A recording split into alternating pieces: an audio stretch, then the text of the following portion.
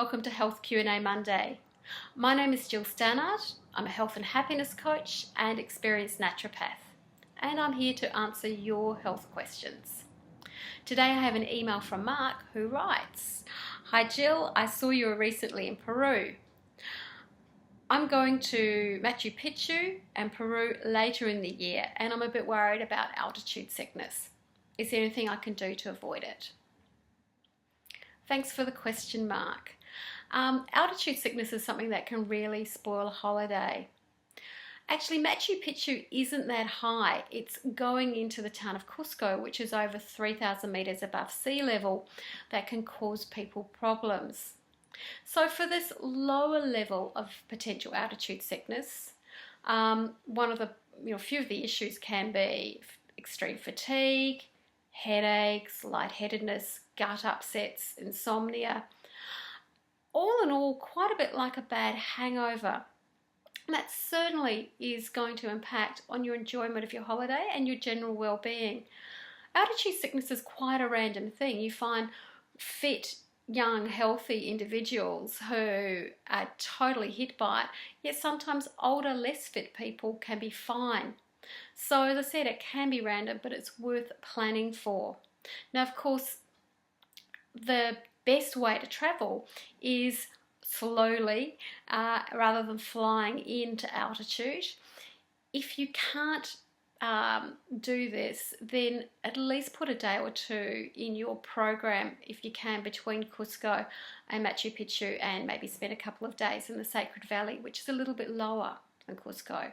So you can get the most out of your once-in-a-lifetime bucket list experience. You've got a couple of options for altitude sickness at this level to prevent it. And as I said, if you've got a healthy heart and lung, if you have no other concomitant issues that you need to get clearance from your GP about, these are my suggestions. You can either go down the orthodox medical route and get prescribed a glaucoma medicine, which helps potentially with altitude sickness. Or you could try the natural alternative, which is quite well researched and shows in many cases to be as good as that medication, which is ginkgo biloba. So ginkgo has been used for hundreds of years in traditional Chinese medicine. We've adopted it into Western herbal medicine in the last 50 years or so.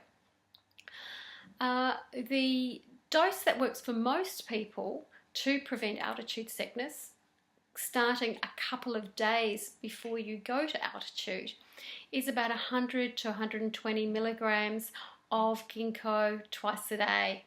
Now, some people are sensitive to ginkgo, or you can take too much, and that will give you some of the symptoms that are very similar to altitude sickness, particularly headaches and lightheadedness. So another good reason to try it before you ascend. The standardized extracts, which tend to be the most effective if you're in Australia, are usually practitioner-only medicines, so I would suggest that you see a herbalist or naturopath about this so you can be prescribed the most effective form of ginkgo, so it'll actually work basically.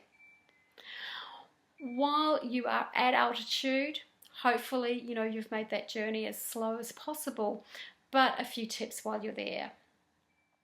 As I said, it's a bit like having a hangover, and it makes hangovers worse. So try to avoid the booze.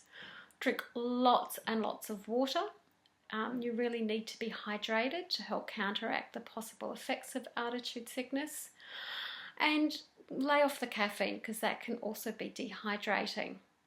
Eat lightly. As I said, your gut might get a bit upset, so go for lighter food, more vegetables and fruit. The locals swear by coca tea, and this is a mild stimulant which can also impact on your sleep. So if you're going to go the coca tea or chewing the coca leaf root, then try to keep it to earlier in the day. Most of all, I've spoken to quite a few people who travel regularly to altitude. Some believe when we're talking about low to medium level potential altitude sickness is it can be mind over matter.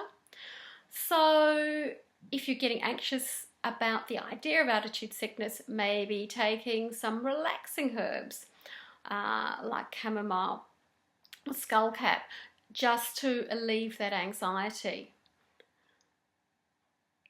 Peru is a beautiful country. I hope you have a fantastic trip. And if you have a question for me, you can tweet me at herbalgill.